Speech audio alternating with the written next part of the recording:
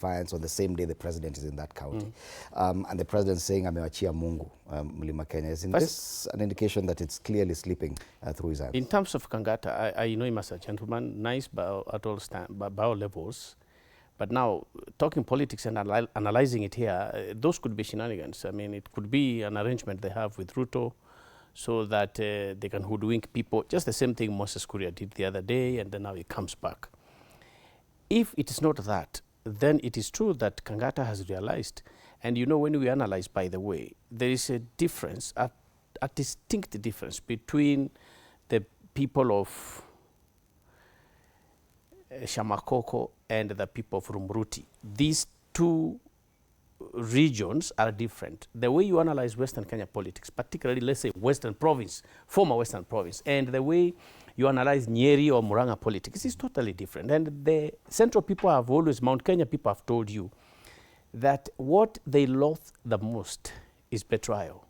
So whether Kang'ata wants to hang on until the last minute, he will be thrown out as long as he's holding on to UDA. The reason is simple.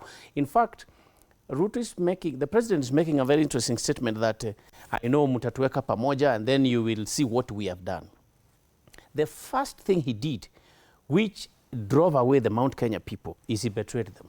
That close to the chapter. So whether now he goes in to try and convince Kang'ata or anyone else, it will be him trying to salvage and get at least 1 or so million votes from that area. But they've gone. They've told him clearly. You can see it from the tremors whenever he visits there. You can see it. But he cannot, as a head of state, miss anybody.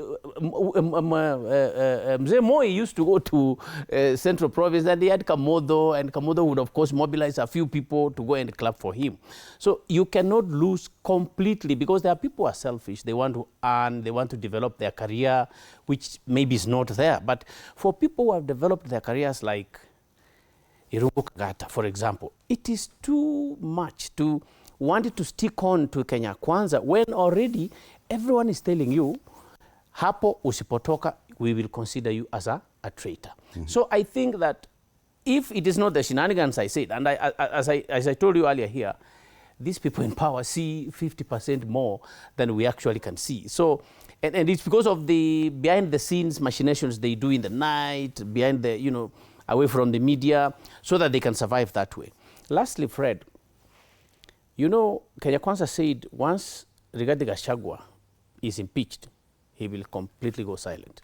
So if that's a marking scheme, you have not managed to tame him even to stick in Nyeri and Mathira. He is all over Mount Kenya anyway, and he's also able to convince people in other regions, even though you call him a kingpin of Mount Kenya. Everyone can see that, yes, so he's a spokesperson for Mount Kenya now, but he has come to visit us, and he's calling us cousins. Oh, okay, so we can even partner with them.